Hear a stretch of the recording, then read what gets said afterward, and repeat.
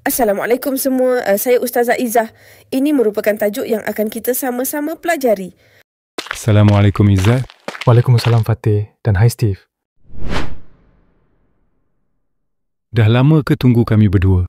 Baru je. Oh, Alhamdulillah. Kami tadi sedang bantu kawan kelas kita yang dalam kesusahan. Alhamdulillah. Ustazah Izzah ke tu? Anak muridku. Ustazah. Assalamualaikum Ustazah Izzah. Waalaikumsalam Fatih. Kamu dan kawan-kawan buat apa kat sini? Saya dan kawan-kawan sedang berbual dan membantu antara satu sama lain. Kita kan satu Malaysia Ustazah, perlu bantu antara satu sama lain. Betul kan Ustazah? Tapi dalam Islam, bangsa bukan terhad pada 3. Kamu sepatutnya bantu student international yang dalam kesusahan di belakang sana tu. Alamak. Baiklah, dalam surah Al-Hujurat ayat 13, Allah berfirman, maksudnya, Wahai manusia, sesungguhnya kami telah menciptakan kamu daripada lelaki dan perempuan, dan kami telah menjadikan kamu berbagai bangsa dan berpuak-puak supaya kamu saling berkenalan. Sesungguhnya orang yang paling mulia di sisi Allah dalam kalangan kamu ialah orang yang paling bertakwa. Sesungguhnya Allah Maha mengetahui lagi Maha mendalam pengetahuan.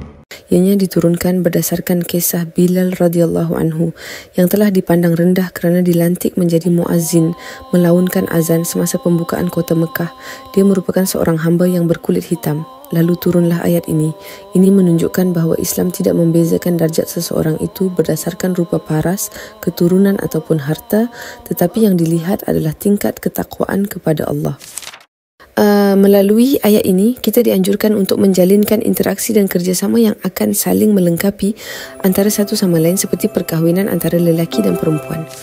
Seterusnya, kita juga digalakkan menjalin hubungan dengan orang bukan Islam selagi mereka tidak memusuhi Islam, seperti menjalinkan hubungan diplomatik antara negara.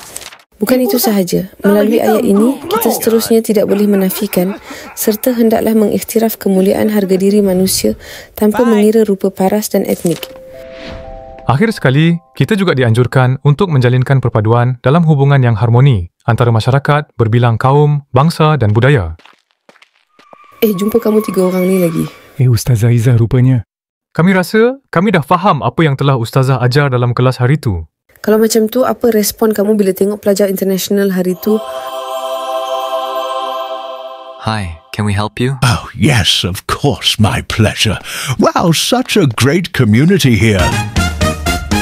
Saya, Steve dan non-Muslim. Saya baru nak bersuara ni. Apa yang saya faham semua ini dilakukan bagi menghormati kepelbagaian dalam budaya supaya wujud persefahaman dalam kalangan masyarakat. Saya suka hidup dalam negara Islam yang harmoni ni. Baik, jumpa lagi di kelas akan datang.